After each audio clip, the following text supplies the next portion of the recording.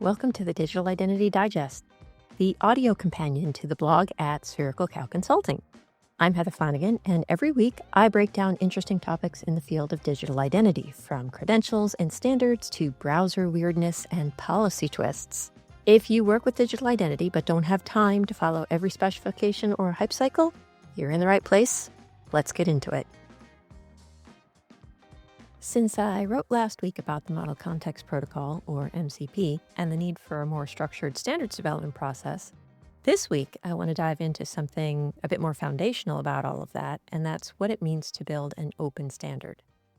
Unfortunately, open standard is one of those terms that gets thrown around a lot, and it often means entirely too many different things to too many different people.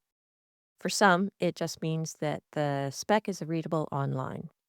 For others, it's about the transparency or the royalty-free licensing or who gets to vote on whether it should be an officially official thing or not.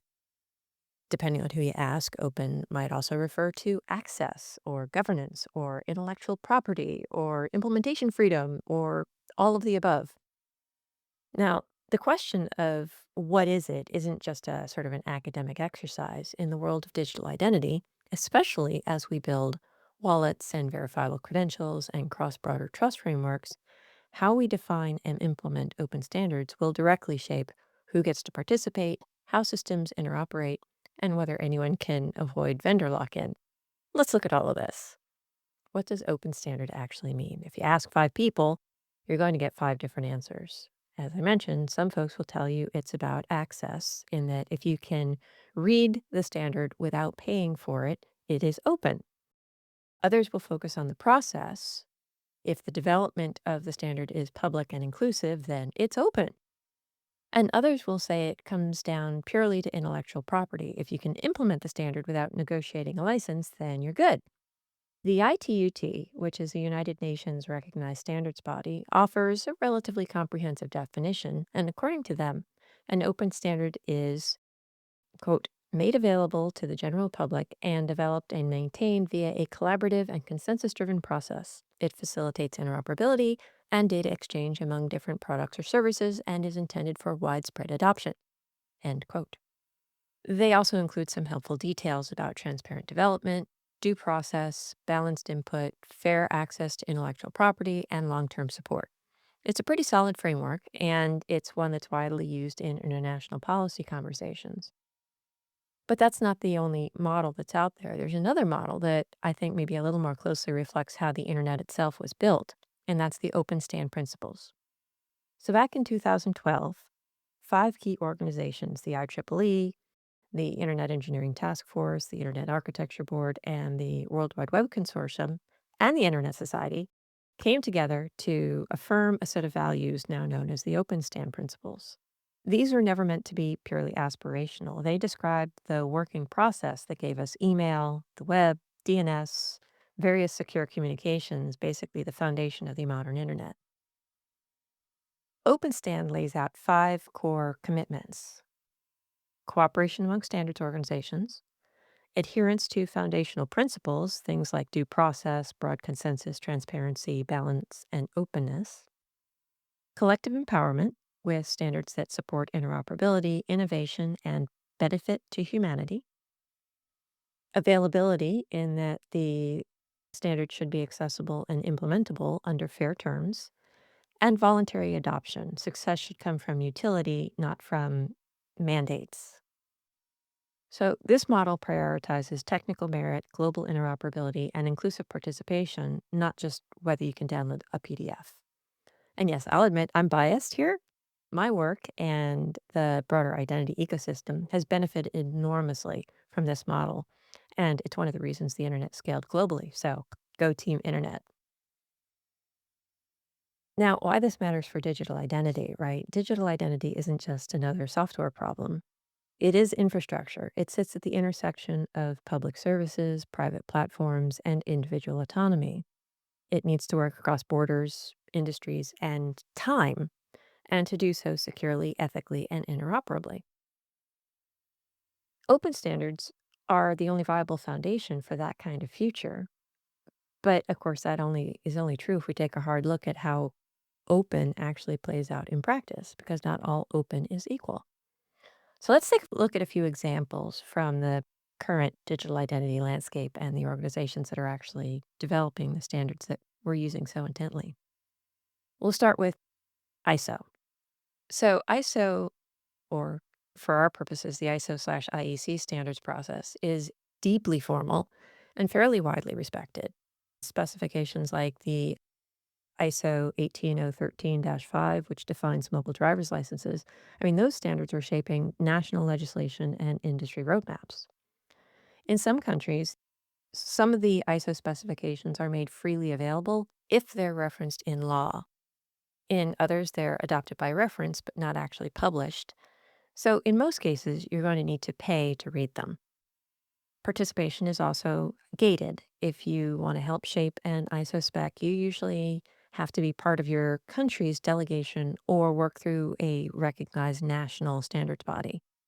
Makes it a little harder for smaller implementers or under resourced countries to engage in any meaningful fashion.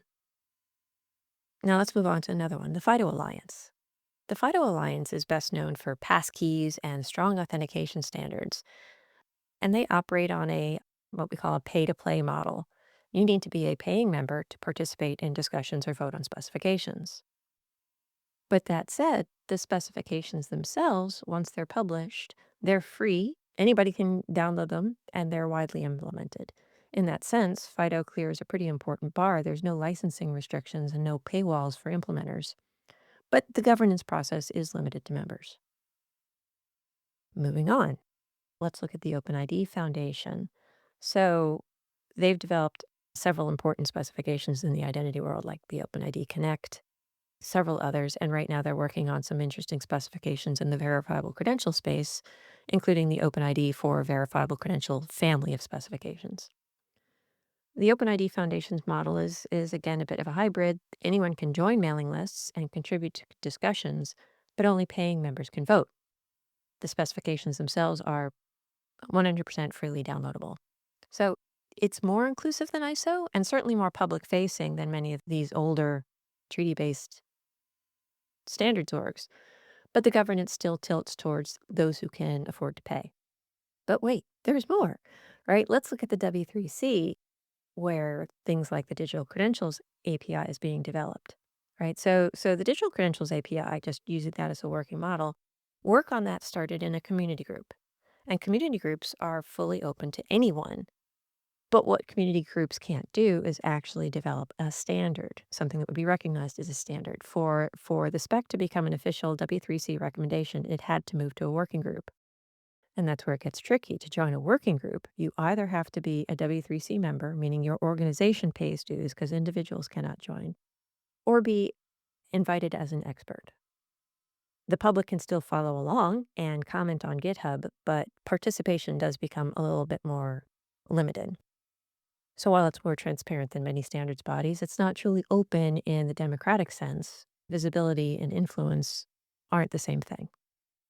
So, what counts as open? With so many variations on that term, it's easy to fall into a purity trap where only the most idealistic, frictionless processes count. But that's not realistic, nor is it sustainable. Creating standards takes work, and that's not just from the people writing the specifications, but it's also from the organizations maintaining the infrastructure, paying the lawyers to manage the intellectual property frameworks, and just generally paying the bills.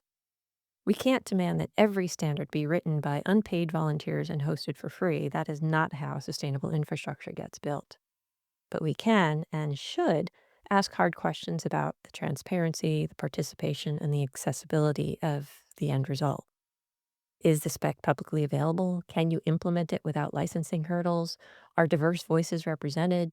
Do the outcomes reflect shared infrastructure, or is it just someone's product roadmap?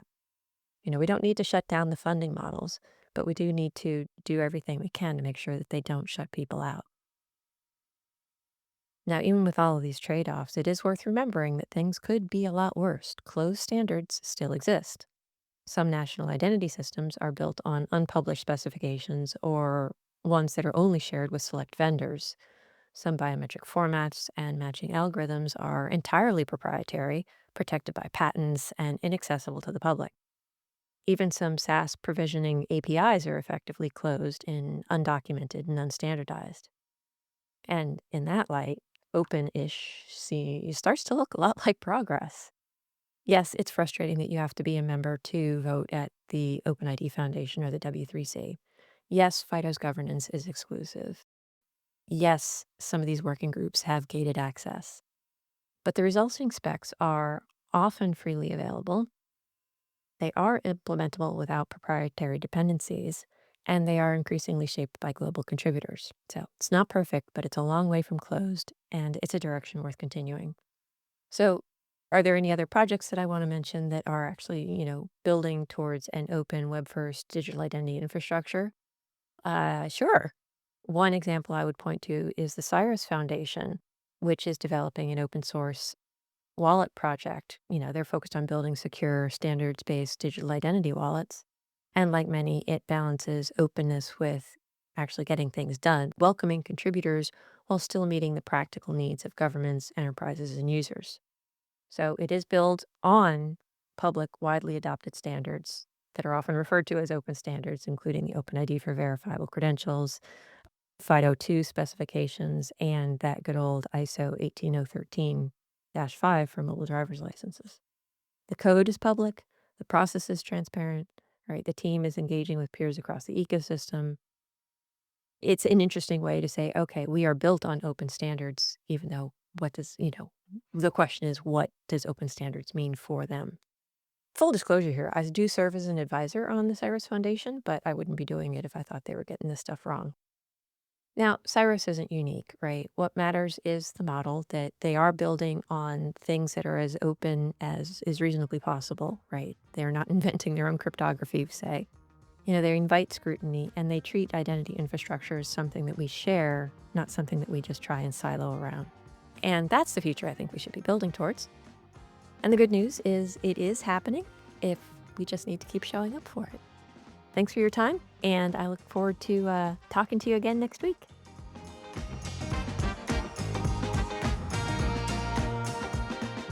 And that's it for this week's episode of the Digital Identity Digest. If it helps make things a little clearer, or at least a little more interesting, share it with a friend or colleague and connect with me on LinkedIn at HL Flanagan. And if you enjoyed the show, do be sure to subscribe and leave me a rating and review on Apple Podcasts or wherever you listen to podcasts. You can also find the written full post at sphericalcowconsulting.com. Now stay curious, stay engaged, and let's get these conversations going.